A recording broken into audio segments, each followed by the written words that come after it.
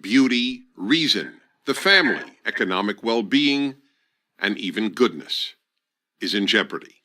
Who or what poses this threat? The answer is the most powerful ideology of the last 100 years, leftism. Not liberalism, leftism, or if you prefer, progressivism. Leftism destroys everything it touches. Here are just a few examples. 1. The universities. Perhaps the most obvious example, one that many liberals acknowledge, is the left's near destruction of most universities as places of learning. In the words of Harvard professor Steven Pinker, an atheist and a liberal, because of the left, quote, universities are becoming laughingstocks of intolerance, unquote. At almost every university, and now high schools and even elementary schools, students are taught to shut down, not debate, those who differ with them, and to rely on feelings rather than reason.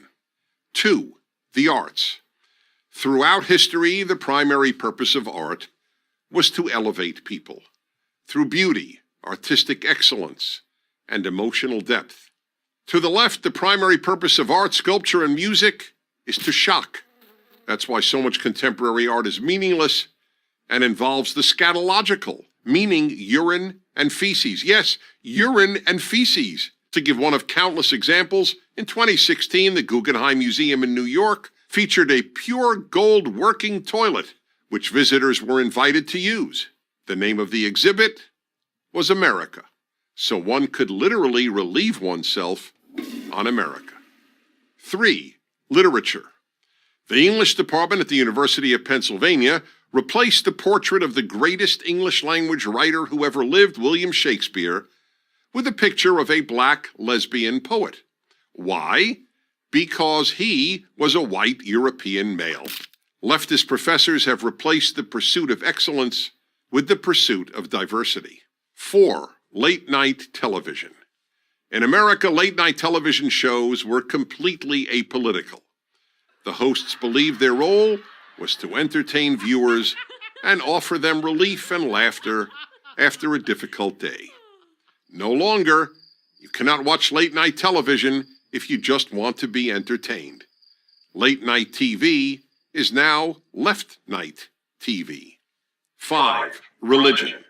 The left has ruined much of mainstream Protestantism and Catholicism and non-Orthodox Judaism, which are now little more than left-wing organizations with religious symbols. In many churches and synagogues, one is more likely to hear the clergy talk about political issues than about any other subject, including even the Bible.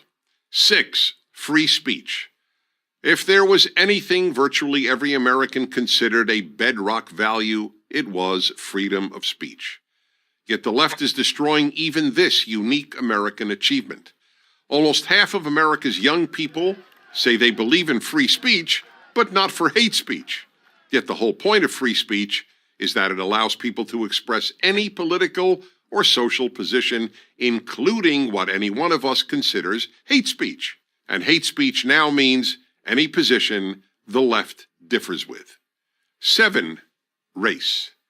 America has become the least racist multiracial society in world history. On a daily basis, Americans of every race and ethnicity get along superbly, but the left constantly poisons young minds with angry diatribes about systemic racism, microaggressions, and white privilege. 8. The Boy Scouts. The left is destroying the Boy Scouts. They're not even the Boy Scouts anymore, they're just the Scouts. The left forced them to admit girls. Here's the thing about the left. It only destroys, it doesn't build. The Boy Scouts have helped shape tens of millions of boys into independent, strong, good men. So where's the left-wing version of the Boy Scouts? It doesn't exist. There is none. 9. Male-female. In some ways, scariest of all, the left is committed to ending male and female as distinct categories. Children are increasingly raised not to think of themselves as a boy or a girl. Teachers are told not to refer to their students as boys or girls, just students. In New York City, parents do not have to check off male or female on their newborn's birth certificate. They can check off X. All this imposed gender confusion can only end up producing confused people and a confused society. So why does the left engage in so much destruction? Because it thinks America is essentially a bad country. But America is only bad compared to utopia, and the left is utopian. I'm Dennis Prager.